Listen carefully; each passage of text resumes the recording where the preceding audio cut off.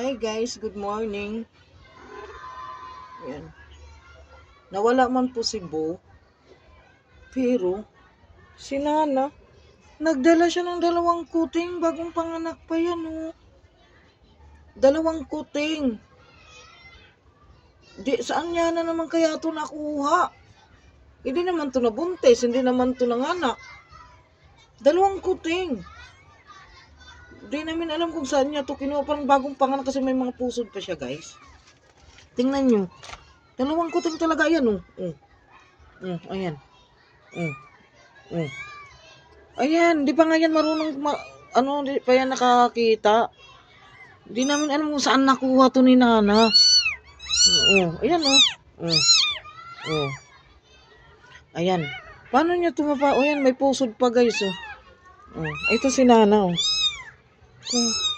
di namin alam. Kasi nawawala yung kuting namin. Mga ilang araw na. Hindi niya makita, di rin namin makita kasi hinahanap namin. Tapos kagabi, ayan ang dala niyang mga kuting. Nagdala siya ng kuting. Kahapon lang yun. Ay kahapon daw sabi ng anak ko. Ayan. Ayun na, nagulong na dyan ka. Ayan. Tingnan nyo si Nana. Ayan. Hala. Saan niya kaya kinuha yung mga kuting na yan?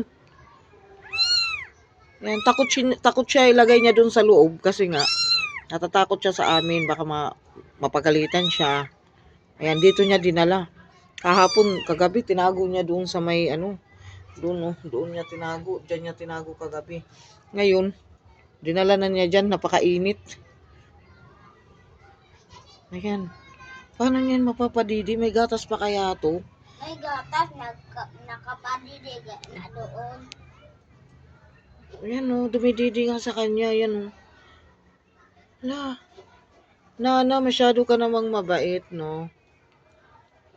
Talagang siguro nai-stress siya kasi nga nawala nga si Bo. Yun na lang yung nag-iisang naiwan na anak niya. Nawala pa. Kaya kagabi nga talaga, kahapon, sabi ng anak ko kahapon, kasi kagabi ko lang ito na may bit-bit na. Isa lang yung nakita ko niyan, tapos ngayon dalawa na. Saan niya kaya ito nakuha? Ayan. Pero dumididi guys, yung dalawang kuting sa kanya. Ibig sabihin, parang mayroong gatas pa si Nana.